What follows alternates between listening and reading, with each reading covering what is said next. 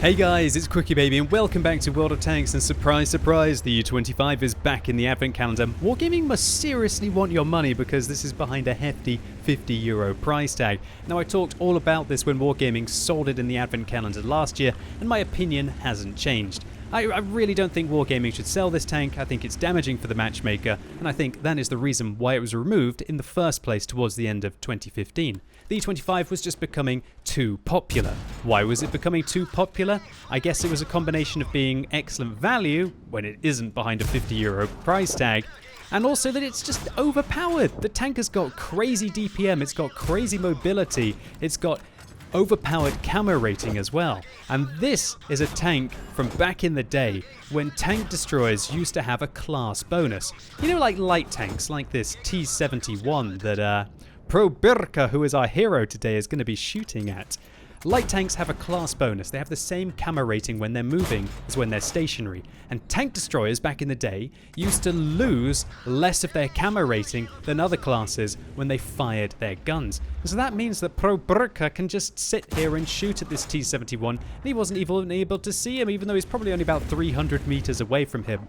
In fact, my E25 has 23.72% camo rating when firing, and so if somebody's got 400 meters view range, they're not going to see me until 300 meters, even if I'm firing. It's just absolutely outrageous. And when you combine that with a DPM that would be good at tier 10, the mobility of a decent light tank or even a medium tank, in fact this vehicle is probably just as fast as that T-71, if not faster.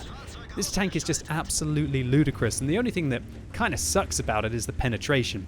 It's got the same gun that's on the Panther M10, which does very well at tier 7, and when you think about it, has the same matchmaking, considering both of those tier 7 premium German tanks have preferential matchmaking, so they never have to meet tier 9s. And so that 150 millimeters of penetration doesn't really feel too bad when you don't have to deal with them. And with 194 millimeters of penetration on your APCR rounds, well, when you do get into a crappy matchup and have to engage some tier 8 tanks, then, dab that Tukin, you're probably going to go through the front of them, or alternatively, just try and flank them. And as I said, my opinion hasn't changed, that I think Wargaming putting this behind a big price tag and selling it once a year, it's kind of an overpowered tank, and if that's not pay to win and putting it behind a big paywall, well, I'm not sure what is really.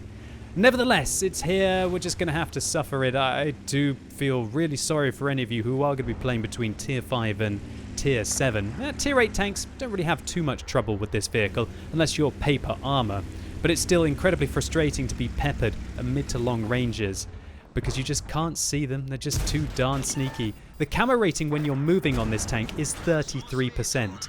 That's right, the camo rating on this tank is as good as many of the tier 10 light tanks. Sure, it's not going to be like a T100 LT. It's going to be more like a Sheridan, or it's going to be more like a Panzerwagen.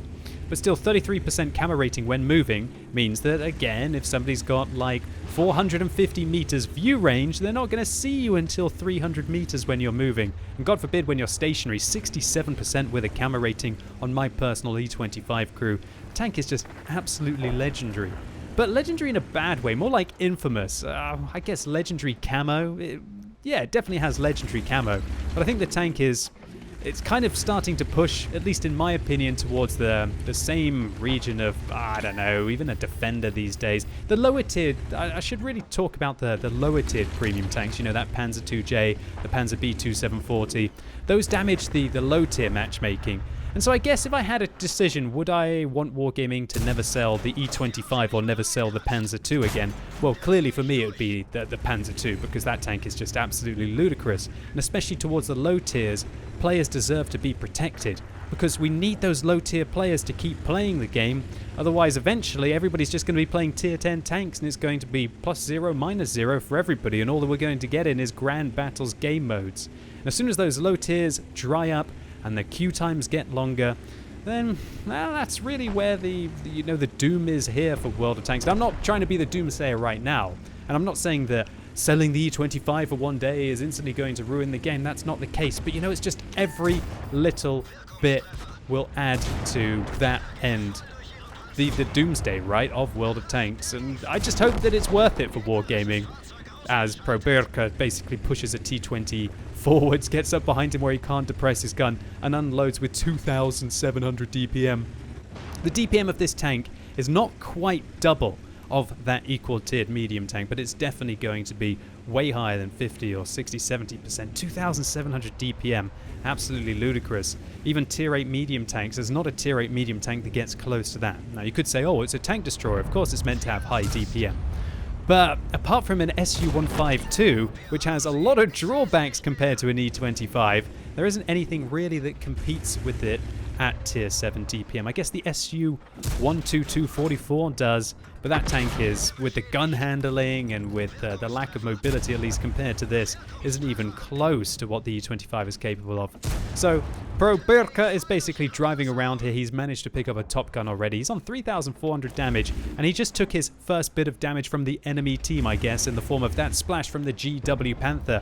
Now he did damage himself a little bit by getting up behind that T20. Basically violated that tier 7 American medium tank from behind there. And he's single-handedly almost put his team back in this game. Assaulting on Corellia is quite a tricky thing to do, and more often than not, tank destroyers are just going to sit up in this location here and then shoot out. And look, I'm not saying that's a bad thing to do in a tank destroyer. If I'm in a medium tank or a light tank, I love tank destroyers that go and sit up in this location. I'm going to try and go around here. I'm going to try and end up in this D4 area. I'm going to try and spot out for as much of those TDs as I possibly can. But Pro Birka probably realized that he can't depend on his team to spot for him, so when you've got the mobility of a light tank and the camo rating of a light tank, why not be the light tank? In fact, I think that would be quite an interesting challenge to see if there's anybody out there who tries to play the E25 as if it's a pure scout, especially on a map like Prokhorovka, right? But then again, you know, with artillery changes these days, it's becoming harder and harder to play the pure scout role. But nevertheless, if you're wanting to play a tier 7 premium light tank, then maybe this will be the one for you. And when you think about it, the gun on this tank absolutely knocks the light tanks for 6 at tier 7 these days, at least. It's kind of similar to a T-71, apart from with the rate of fire on this tank being 20 rounds a minute. When you pimp it out with a gun rammer, with decent crew skills, maybe vents, maybe a premium consumable, you're going to be having only about a 2.5 second reload time on this tank. That's absolutely ludicrous. When you think about it, the T-71 has 2 seconds delay between each of its shells, right, with 150 damage. Sure, this one's doing 135, so not quite 150, but nevertheless, it's pretty much got an autoloader that never has to reload the magazine. So unfortunately for Pro here, he bounced one of the shells or missed one of the shells, and so the IKV-65-2 gets 2 shots into him, and the IKV, I believe, max rolls there at the end. 300 alpha damage with an armor-piercing shell? I believe that's going to be 240 plus 25%. That's a bingo for the tier 6 Swedish tank destroyer. I'm definitely not going to help Pro here. He swings to the left, sees that there's an A43 and an AT7, and instead decides to make his way round here to see if he can pick up the artillery. 4,000 damage here, 7 kills. Can he secure a Radley Walters medal? Whoa, the shell just goes above him, doesn't do any damage, but it stuns him a little bit. Is he going to use his med kit? I guess he doesn't really have to use that large med kit right now. His reload's going to be a little bit longer, but when he's holding the GW Panther in place, that doesn't matter. And those shells were going through the track and up into the hole. That's a very interesting scenario when you're directly below somebody who's kind of crested a ridge and you've got them locked down. That is checkmate in World of Tanks. So now with the tier 7 German self-propelled gun vanquished, he's got 3 more vehicles to deal with the support of a Lorraine 15550 and also an Achilles. And there's the Nashorn, 600 hit points, 1 minute and 6 seconds left on this game. It's going to be close. He's going to have some help here if he wants to shut down this tier 6 German tank destroyer, because going around the corner with 259 hit points, it's a 50-50 really. And there you go, Lorraine 15550 helping him out. 600 damage dealt there, and the A43 on full hit points makes his position known. Now this tier 6 Soviet medium tank has got a terrible turret, and so it looks like Pro is basically only going to expose the upper hull of his tank here, and he's just going to shoot once again into that tank. Oh, now he's 131. It's going to be really close. One more shell could spell his demise. Oh, it just lips over the ridge, but the A43 dunks one into the ridge, and so that means Pro will be able to finish him off. And now with 4 shells left, the 87's on 500 hit points,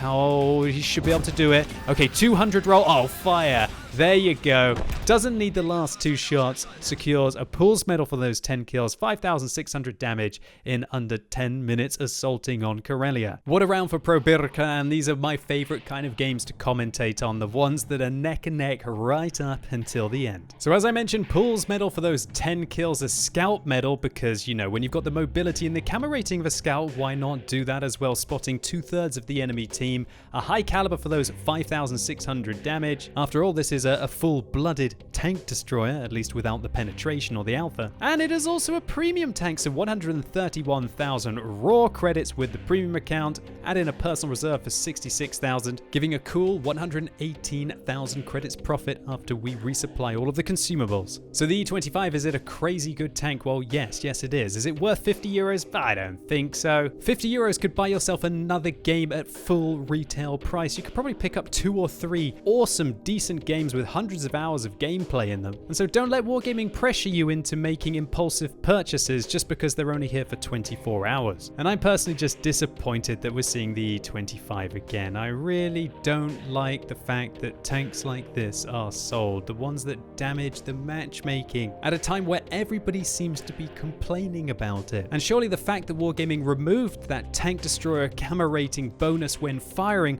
from the entirety of all of the tank destroyers, apart from the premium ones, because of course you can't nerf those, should really indicate beyond a shadow of a doubt that tanks like this that can remain super sneaky at long ranges and continuously fire at you was not what they wanted the game to all be about. But nevertheless, Probirka, thank you so much for uploading your replay on the WOT Replays website. This one was a joy to commentate on. I love these fast, aggressive games, and you literally had to do that to be able to carry this one. Certainly pushing this Tier 7 German tank destroyer to its limits. And I hope all of you lovely ladies and gentlemen out there enjoyed this video. If you did, give it a thumbs up. If you hated it, give it a thumbs down. And let me know in the comments if you agree with me on the E25, or do you think that I'm completely speaking out of my backside?